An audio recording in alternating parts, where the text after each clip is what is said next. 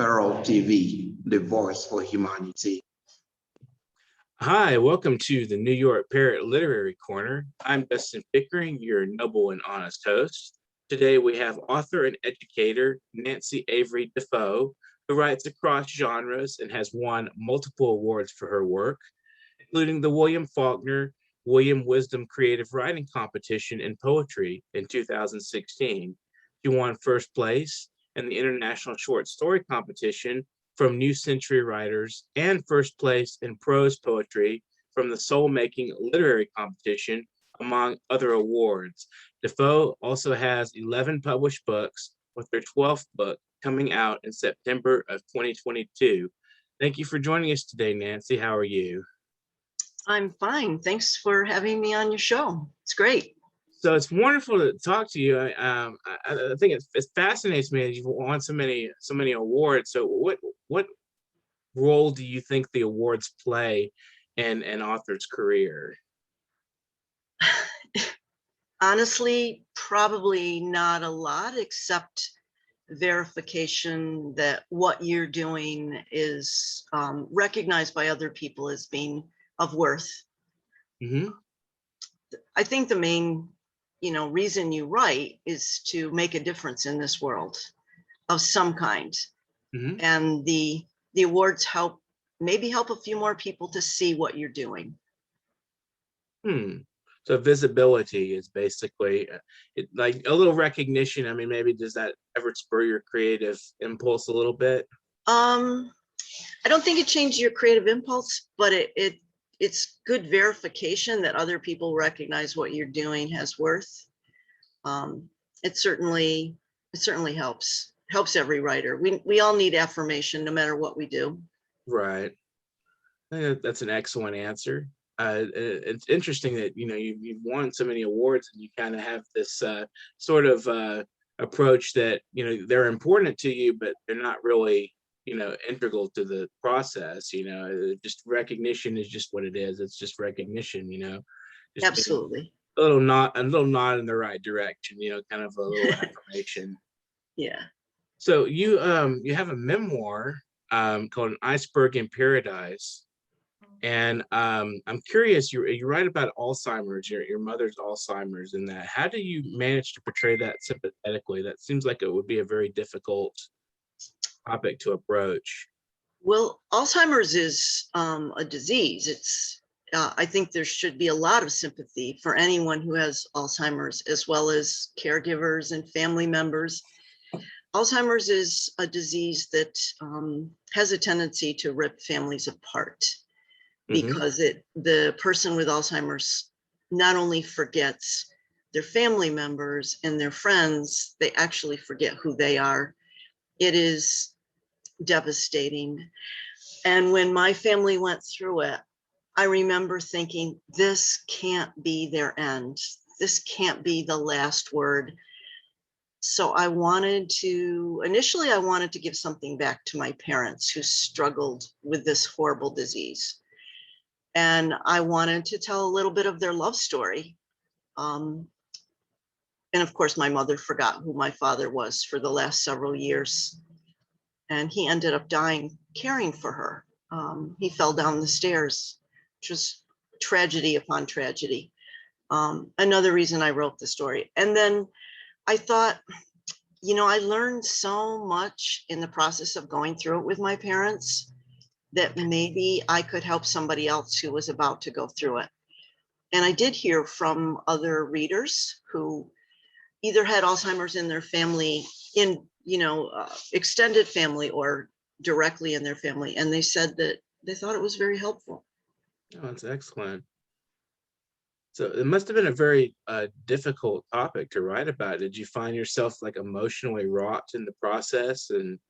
Yes, of course, but you're emotionally wrought going through the whole thing with your family with Alzheimer's. So if anything, it actually helped me to clarify things, to understand what I could understand, and again, to try to help other people understand what was going on.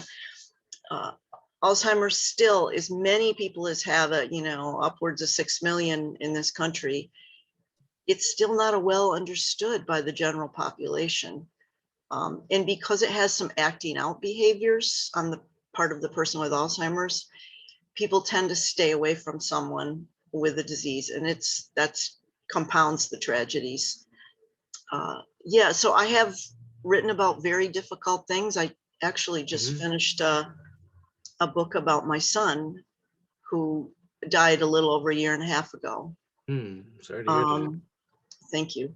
And, you know, I think a lot of people, how could I write a book like that? Well, how could I not write it? I was thinking about him 24/7. I needed to do something to help me. And again, perhaps, you know, you never know for certain, but you hope to help someone else that's going through grief as well. So you And find that there's like this internal clockwork that you were trying to understand when you're writing. You're trying to clarify things to yourself and to also process what's going on around you. of course, writing is my way of processing the world. Thoughts, ideas, emotions, everything. So I write all the time. I write across all genres. The most difficult things I've ever written, though, to write were the two memoirs, one about my mother's Alzheimer's and the one about losing my son. And I just finished that book recently. It comes out in September. It's called Unstuck in Time. There's a cool little story behind it. I felt paralyzed for a while after my son's death, and emotionally, but almost physically too. I didn't want to move. And one of my son's friends, his name was Blaze, she wrote on her Facebook page that Blaze was just unstuck in time. And I remembered the quotation from Kurt Vonnegut's Slaughterhouse-Five, in which his character meets the Trafalmadorians, and they say, "Oh, you humans, you worry so much about death. Death is just one moment. There's all those other moments in which the person is perfectly fine." And I started thinking about all of those moments of my son's life in which he was perfectly fine. And it helped me to deal with an extraordinary tragedy. The book is it about also about his life? You know, just the book is about his life, the things that he went through, and also just what a joyous, amazing person he was. It's definitely a tribute to him as a human being, and I learned from him. The last few years of his life, he was extremely giving, and without ever asking for reward or even really telling us about it. In fact, it was only after he died that a number of people contacted me and said, "Could I share this with you? You don't know me, but," and then they would tell me this amazing anecdote. A woman told me how he delivered pizzas to her son after work, and her son had cancer. And, you know, he wasn't taking money for them. He was buying them out of his own pocket. And another young woman that he worked with told me she had a really rough go. She was a single mom, and he just went and bought a stack of diapers for her and dropped them off. And I mean, I just found out all these things he was doing, and I thought, I wanted to share that with other people. And I also think it helped me think about the idea of giving and as not something that you're expecting anyone to notice or to give back, but simply that human joy of giving to someone else with nothing in return. Right. But the book is definitely about going through grief as well. Right. That's interesting. What do you find that different about writing fiction and writing nonfiction? Do you find there's like a certain pattern of thought or like a process that's very different from the two? No, I don't think the process is very different. Good writing is good writing, whatever the genre is. I think whatever the situation is going to dictate the vessel. When it's a true life story, you know, you may have more of a journalistic tone to it, but it's all storytelling. even within poetry, we're often telling stories in poetry as well. So, and storytelling is the greatest communicator. It is how we've learned our history. It's how we've made progress, as the little progress we've made as humanity. Right. A little bit of social progress here and there. Yeah. Pushing just up that hill just a little bit. So you've got a novella. I don't know if I'm gonna pronounce this right. Nama and Ajmal on Newton's Mountain. What is that about? That's interesting. Those are interesting. Yeah. Nema and Ajmal. Ajmal on Newton's Mountain. It's a novella. It's really a contemporary fable. Okay. And it's about the idea of imagining how we could achieve peace in a very violent world. And it starts off with a mother and child, a baby, being separated. And there was a lot of impetus behind that. One was hard to believe, but the American policy to separate mothers and children, or parents and children at the border, which is unbelievably cruel and inhumane. And I started thinking I wanted to write something about it. But at the time, there was also great conflict in the Middle East and in Syria. And I was reading about all these children who'd been separated from their parents. And there were so many people killed, and there was so much chaos that no one knew who to return the children to. So, it was creating all these orphans. And they didn't, there was a couple interviews in the New York Times, and one Syrian woman said she really didn't know who was fighting. She didn't know if it was the government, her government, the forces against the government, the other forces against the government, the Russian government, or the American government at any one time bombing them. And I thought, what an extraordinary thing to have, every force in the world seeming to trying to destroy you and separate you from your children. So I wanted to consider that idea. Is it possible to have peace in this world? So I wrote a fable. And it's split in two parts. One is the mother's very realistic story of her struggle, first to survive and then to try to find her child. And then the other parallel part of the story is the journey of the infant, become little boy, become young man, who's guided by animal spirits in this world called Portera, or before Earth. And I think it's kind of interesting because it could be read on two levels, as really a fantasy, where the fantasy and reality meet at the end, or it could be read as a little boy's imagination, who's trying to deal with horrific things, and he imagines the people caring for him are kind animals. Fascinating. That's an interesting twist there. Where did you come up with the title? I mean, obviously the names are probably the names are common Middle Eastern names. Right. The rest of the title, On Newton's Mountain, Sir Isaac Newton, when he was first postulating about the idea of gravity, well, the famous anecdote about him dropping an apple from a tree, everyone knows about, but that really wouldn't explain further principles of gravity. So Newton had to postulate or theorize, what if you fired a cannon from the highest possible mountain on Earth at a certain velocity? What would happen? If it was too slow, it would drop to Earth. But if it was fast enough, it would continue to rotate around the Earth. And his postulation is his hypothesis, they were all correct. And I thought, this is so interesting because so often in life, people operate on the basis only of what they can see and what's in front of them, rather than what is actually possible.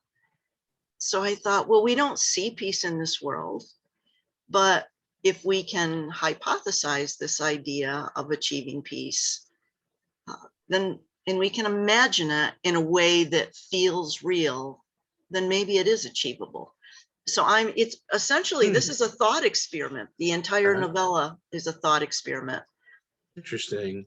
That's very fascinating metaphor that you know, of Newton's mountain.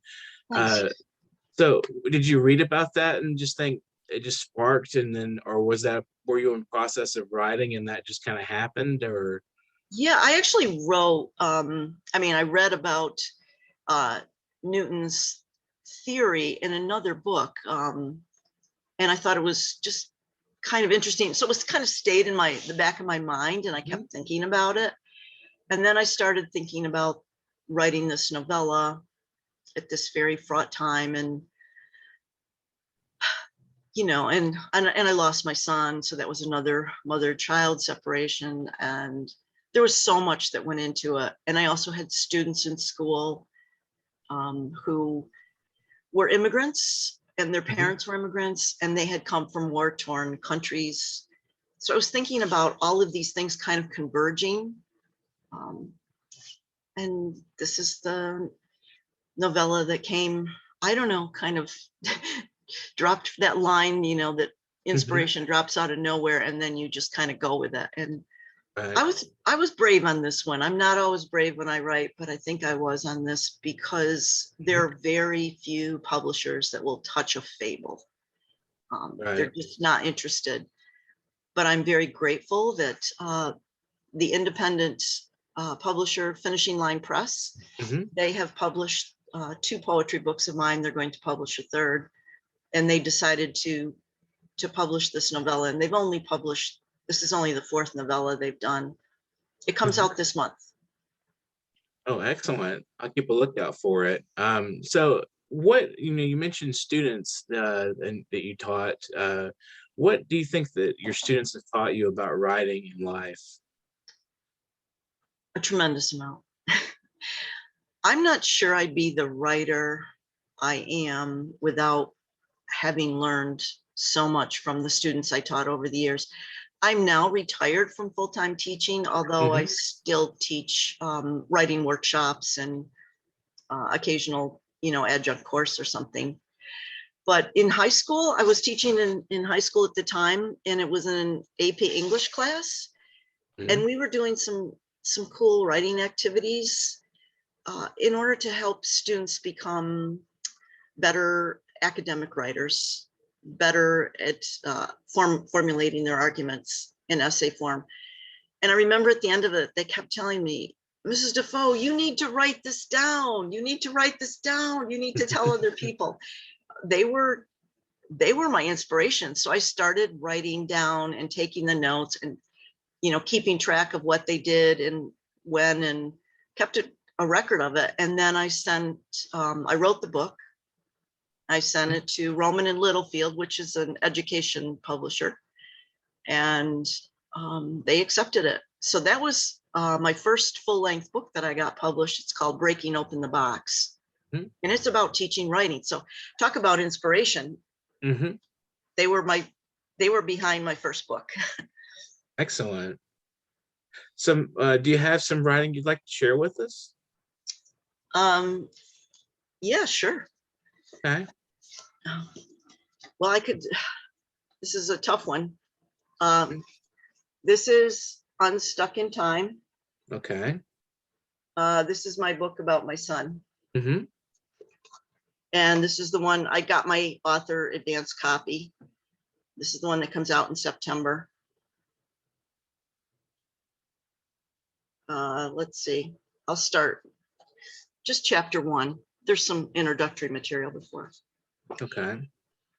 In all these other moments, Blaze is fine. I had 3 children, and then there were 2. Searching desperately, I find a photo. There's a crease near the edge where it is accidentally bent. Here is a picture of my son, Blaze Martin, at age 4. I'm kneeling beside him on the wide dock attached to our sloping lawn, with the other end of the dock hanging precariously over shallow water. One of the supporting legs is tilted. Blaze, as a little boy in this photograph, looks skeptical, likely about the possibility of catching a fish, but I was certain he would. My younger self, all smiles, with anticipation for the day, his future, because I cannot imagine an unfolding of life in which my son does not exist, looking for adventure, for the next fish. Deep breath. Looking everywhere for photographs of Blaze, digging through old albums and a drawer filled with those loose pictures, I sense rising alarm. We don't have enough photos of him, I yell, feeling helpless. What are you talking about, Mom? There are pictures of Blaze in every room, my daughter Nicole said, trying to calm me in the days following my son's death. My lovely second child was right, of course, but what she did not acknowledge in the moment was why I was so frantic. There would never be enough photos of Blaze again. I needed to see him everywhere because I could not see him anywhere. It's just a short excerpt. It's excellent. I think it's interesting. There's like a lot of parallel images there of the unfolding and then the crease in the photo, and there's a lot of very descriptive detail, and it's very emotive. I enjoyed listening to that. Thank you. I think my, I don't know, training's not the right word, but the fact that I'm a poet informs my writing and prose as well. And a lot of the techniques poets use they're abundant throughout my prose writing. I can see a lot of that just in that excerpt. There's a lot of poetic technique in there. Thanks. If you want to share another piece with us, maybe a poem or two. Oh, sure. But I have to actually get up. That's quite all right. You're watching the New York Parrot Literary Corner. Today we have Nancy Dafoe. She's going to read us a poem from her work. And here she is. So what are you going to be reading from? This is actually from my book called Innermost Sea. Okay. And this is a full-length book of poetry. This was also published by Finishing Line. I did want to make a little note about how great small presses are for writers. That really, all 12 of my works have all been published by different independent presses, depending on what genre they focus on. So this poem is called Returning to That Mineral State. Something about a stone, a stone, a stone. When my nephew placed little colored rocks on marbled gravestone that marked where my brother lay, it wasn't a tradition I knew, but one that was comforting. So I continued to bring him white quartz and red veined granite from shores near our cabin, where I found myself searching for stones, then thinking of the past as we kids smashed shale slabs, peering inside mysteries, and we pressed fingers into indentations, feeling ridges left by shells, harboring ancient lives. And it seemed when I was young that a stone could talk. Carrying a smooth black pebble for luck, I rubbed it long, seeing my brother watching me skimming a stone across lake, opposing forces holding it seemingly forever. I find I fit inside a W.S. Merwin stone poem, recognizing Beckett and Shakespeare and Kenyon, who gave her dog a stone rather than a bone, and Wilfred Wilson Gibson, who sought out stones, and Margot Berdyshevsky, whose book Between Soul and Stone resides in density. Turning it over and over in my palm, this stone could take our worry, mark our dead, record our time. It slips and skips across open water until all that is left is a stone, a stone, a stone. Thank you.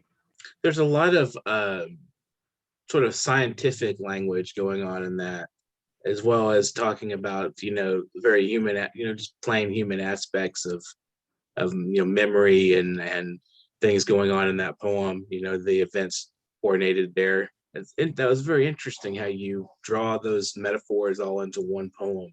Oh, thank you. I actually love science. Yes, it's very interesting, fascinating stuff.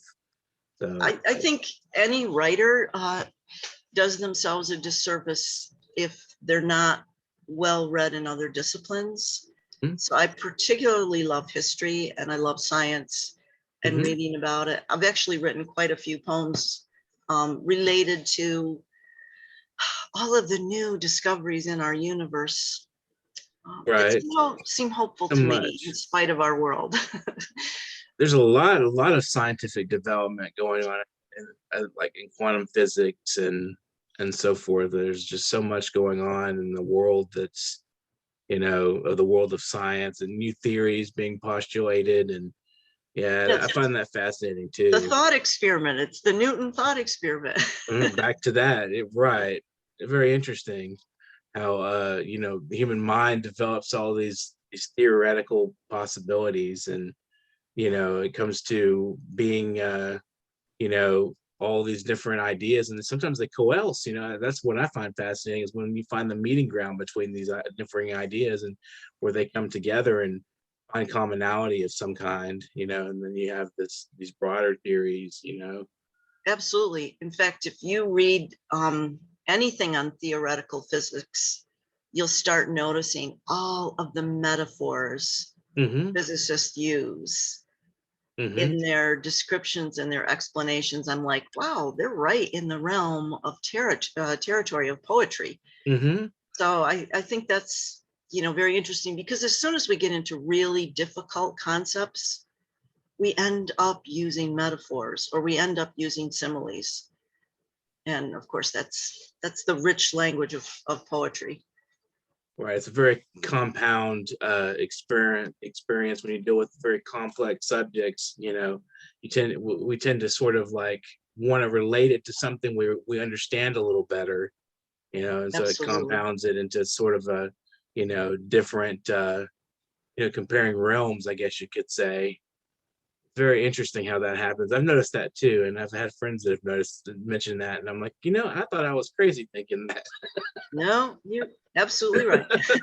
Yeah, it's fascinating how poetry, what it is, what poetry is. It's like the very depth of being. It grabs into the soul and really just pulls out so much depth. It's the very essence of who we are, I think, in language. I would agree. I think it was Plato that said poetry's truer than history. Hmm. And in fact, I'm reading tomorrow night at a museum in Auburn, and it's an ekphrastic reading. So that's poets responding to the art in the museum. Hmm.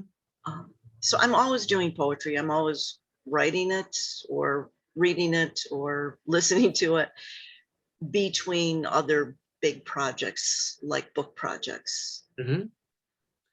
So, what was your own favorite work to write when you've written quite a bit? Did you have a particular book that you really enjoyed the process of writing? Usually whatever I'm working on at the time tends to be my favorite. I think the work that I've just finished about my son, Mhm.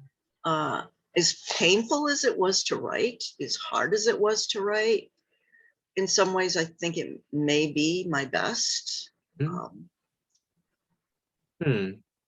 it's it's about so much more than grief. It's also about time Right. and about love Hmm. and about memory. Um, so I think it weaves a lot of the themes that I've dealt with in all of my work into one book. And I think grief is like, it's another one of those things that, like, just how I describe poetry. It's a very unraveling emotion, and it's so much more than an emotion. It's an experience. I've been through some grief myself, and when my grandmother passed away, it was really hard. But I totally get, like, losing people. It's just so big experience. It can be overwhelming, and it's It is overwhelming, and I'm sorry you lost your grandmother too. It is an overwhelming experience, and yet it is maybe our most, birth and death are the two things that all human beings share. Mhm. We all lose, many people we love before we lose our own lives. Mhm. So it is universal, Right. And I don't think we talk a lot about birth. We love celebrating that joy as it should be celebrated. I don't think particularly Americans in our culture deal with death very well. And I think there's probably better ways to deal with it, including the Trafalmadorians who said in all these other moments, the person is perfectly fine. But I do think writing about it, being able to talk about it are helpful. I wouldn't use the term healing. I don't think you get, somebody asked me, do you get over it? And no, you don't get over it. That whole, it integrates, that person integrates into you. It's an integration absolutely process. You know, my son was always part of me, and he is still part of me every bit as much, if not more than, you know, he was when he was walking on this earth. And I think being able to talk about grief, which is another reason I wrote the book, we need to be able to talk about grief. So there's so much suffering in this world already. We don't have to suffer silently and alone. We can talk about the things that are hard for us. That's what writers are intended to do, is bring up the tough issues and the difficult and perplexing things in life that we face and we don't really want to grapple with as much. I mean, I think that reading about those topics helps us understand and face them a little bit more with more courage. I agree, and I hope so. I mean, that's why I write. I think that it takes a little bit of bravery to write about things that are so close to the bone and so close to your heart. But once you've done it, you just say, this is what I'm going to do. And I think about my son being brave, and I said, I'm brave enough to write about you and how much I loved you and how much other people loved him too. We have about a remaining 4 or 5 minutes left. And I had a question. You've also published in a lot of anthologies. How do you decide what anthology you would like to submit to? Well, sometimes it's decided for you. So Lost Orchard and Lost Orchard 2, they're a 2-volume series. They are the writings of Kirkland College women, and I graduated from Kirkland College. And so it was a group of women writers who got together and said, look what this college has produced. We were only in existence a very short time, around 10 years. And yet it has produced writers that, you know, write for the New York Times, writers that have had a couple bestsellers, you know, people like me that have written a dozen books. So anyway, that was a group project that, and I was one of the editors. Okay. So that's why I'm in that book. And then another book, New York Votes for Women, the Suffrage Centennial, which was on the eve of the election that we all thought Hillary Clinton was going to win. It was going to be a celebration of the first woman president, but we all know what happened.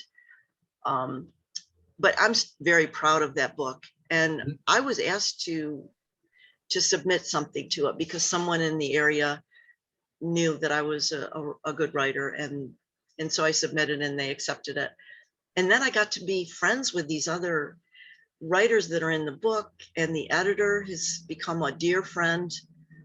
So I love the idea of anthologies because it's very collaborative and it becomes a community, and it widens your community of other writers, often like-minded, certainly like-minded about the craft of and the skills involved in writing.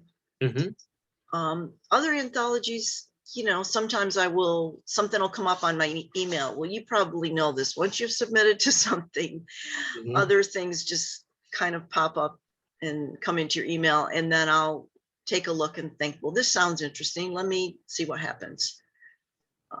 So let me just say one thing about publishing. I have a couple friends who haven't published quite as much, and they think, oh my gosh, you're so successful. You publish so many things. And I'm like, okay, but never look at my rejection pile. Right. because there are far more rejections than acceptances, but I don't let them bother me. Right. You know, if you want to be a writer, write. Find your audience, write, and don't let anything discourage you. And I think probably my success as a writer is attributed to simply perseverance. Absolutely. So we have a little bit of time if you want to like thank some people, if you know, I don't know, somebody that maybe has influenced you, or people that you would like to give a little nod to. We have a little time for that. Sure. I mean, I could do that, or I could read another poem, or I'll read another poem. It's up to you. Yeah, okay. Why don't I read a poem? And then also people I would thank my daughters, Colette and Nicole, who are amazing young women. They're both mothers and they're both lawyers, and they're compassionate and smart, and I'm very proud of them.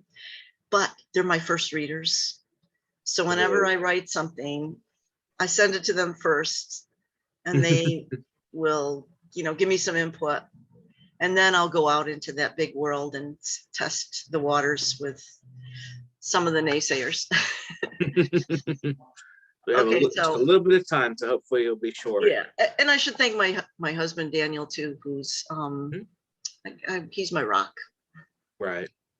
So this is a poem called Intertextual Lioness, and I wrote it when I went down to DC to visit my daughters in the Washington National Zoo. And this particular lion had had a cancer and ended up dying about a year after I wrote the poem. And it was almost like I could feel her sorrow and connection. So, Intertextual Lioness. For me, it was the arthritic lioness at the National Zoo. Neither Ted Hughes nor Amy Lowell's pike, not Mark Doty's display of mackerel, nor Yeats' swan, not even William Carlos Williams' sparrow perched by the window. Neither Robert Lowell's procession of little skunks, nor Elizabeth Bishop's armadillo. My imprinted lioness of advanced age, with camel-like cernoma between her shoulder blades, was closer to Blake's tiger burning bright, more akin to Pablo Neruda's puma with alcoholic eyes. But while on the subject of beasts, this lioness was hardly Diane Ackerman's jaguar of sweet laughter, certainly not D.H. Lawrence's elephant slow to mate, not the hippopotamus of the erudite Eliot. This lioness suddenly older than time, transcendent, her stare as intimate as Annie Dillard's close encounter with a weasel. This grand old dame, no longer a queen, whose Prince Hamlet in separate but adjacent enclosure had rejected her long ago. Their juxtaposition could not be more pronounced. Lioness here, no griffin, no gargoyle. She was as earthbound as me, surveying the zoo crowd with neither contempt nor passion. Her opaque skills as huntress, as unimaginable as Africa from her vantage